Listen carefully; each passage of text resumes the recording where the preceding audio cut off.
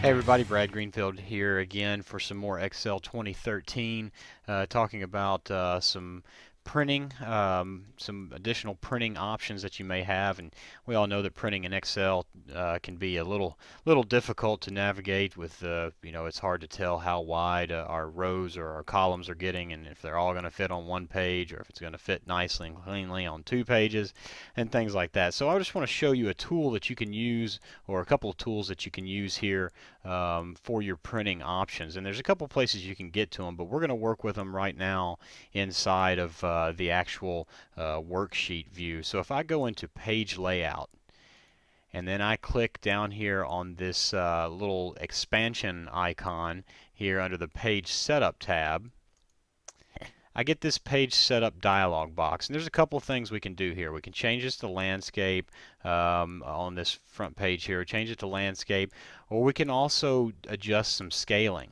So we could do a couple things. We could try, let's say we really wanted all of this information to fit on one sheet. So if I clicked on the fit to one sheet icon there, and then I go into print preview, well, it fit it all into one sheet, but it's awful hard to read. So that's probably not the best bet. So let's just go back here, open back up our print dialog box, and change that back to adjust to. And it's set at 59 because that's what it adjusted it to when I told it to print on one sheet. So I'm going to go back and have it set to print 100% of normal size, and just take a look at that so you can see what's happened. See, I got 4 pages here, and the last column there is actually starting to get cut off. So and go back into our worksheet view and pull up our dialog box.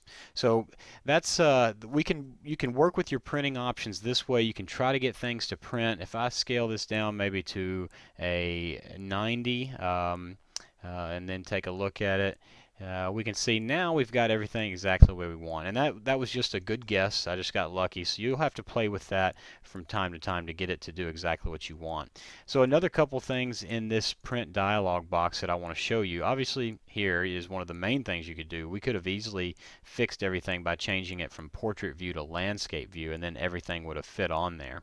I could also go in and adjust my margins for my Excel sheet to have it possibly print a little bit cleaner.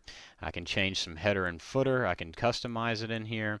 And then on the sheet tab, this is possibly one of the neatest things that I want to show you. So let's say that we do have 2 sheets currently right now that are going to be printed. I want to make sure that I have these headers on each one of those sheets.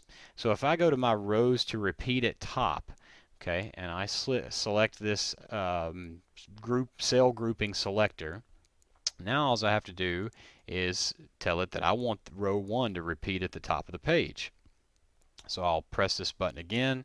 Now go to print preview, and we can see now as I scroll from page to page, that header is on both pages. So I really like the way that works out, so that I can see what my columns are supposed to be.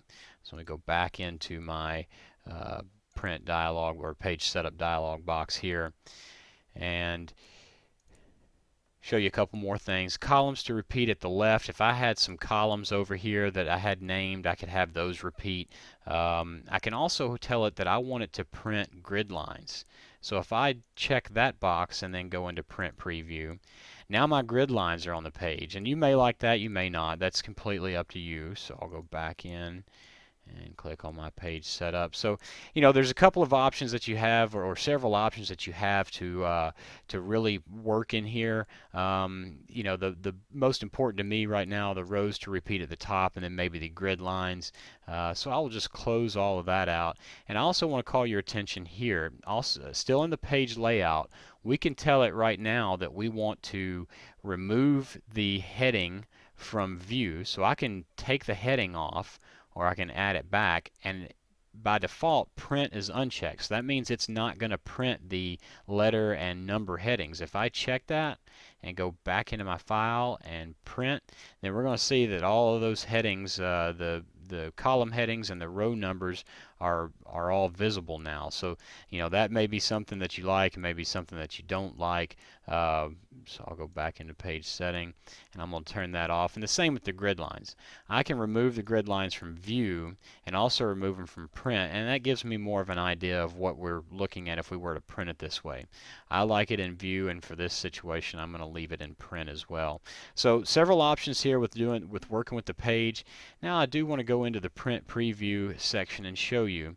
Now that dialog box that we were working with in the worksheet view, if I click on page setup, we have those exact same options right here. So we can actually manipulate the way that this worksheet looks here inside of our print preview. So if I want to change this to landscape, I could click landscape, click OK, and that changes for us.